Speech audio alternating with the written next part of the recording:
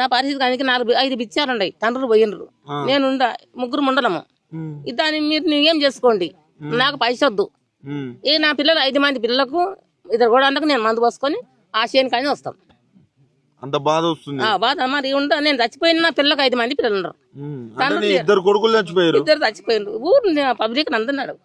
ఇద్దరు చచ్చిపోయారు ఏం కాదు భూమి ఏడిగిపోదు కొట్లని ఇది రేవంత్ రెడ్డి వస్తే ఇట్లా చేస్తాడు అనుకున్నారా మీరు మేము అనుకున్నామా మాకేమంటే ఇష్టమే అంత పోయి అంత పిండి అట్టే పోయి అన్ని కొండ పోయి చంపండి అన్ని మేము కూడా వస్తాం వాడికి తను అనుకుంటున్నాను వస్తాం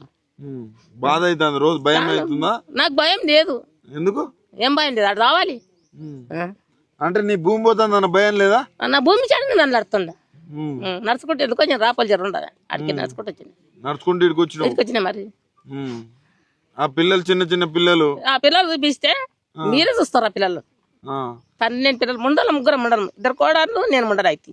నా కొడుకు ఉంటే దొజ్జరు లేకుండే నీ లేకుండే మా చూస్తా అయితే తెల్లారు బాయ్ ఇంకొకటి చచ్చిపోయా ఇంకేం చేస్తా నేను నాకు నా భూమి పోవద్దు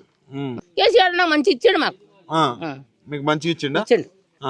మరి ఈయన మొత్తం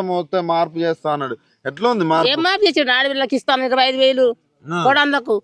మాకు 4,000 చేస్తా అన్నాడు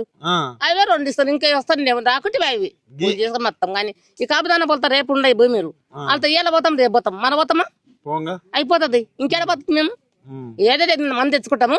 ఆమె నాతం శీలక మళ్ళీ ఓట్లు అడుగుతానికి వస్తే ఏం చెప్తారు కాంగ్రెస్ వాళ్ళు వేస్తామంటాం మా ఉత్సవం వస్తామంటాం ఇట్లా అంటే తేట అంటుండ మా సావుకాలు ఉండరు మా పట్టి అందరు ఉండరు మళ్ళీ వచ్చి ఓట్లు అడిగితే రేవంత్ రెడ్డి మళ్ళీ అది చేస్తా ఇది చేస్తా నేను అన్ని చేస్తా అంటే ఉత్సవం వస్తాం మేము వేసేస్తాం కొడుకులు ఒక్కడు ఇద్దరు పోయి ఒరిపోయి వాళ్ళంటే ఏదైనా చేసా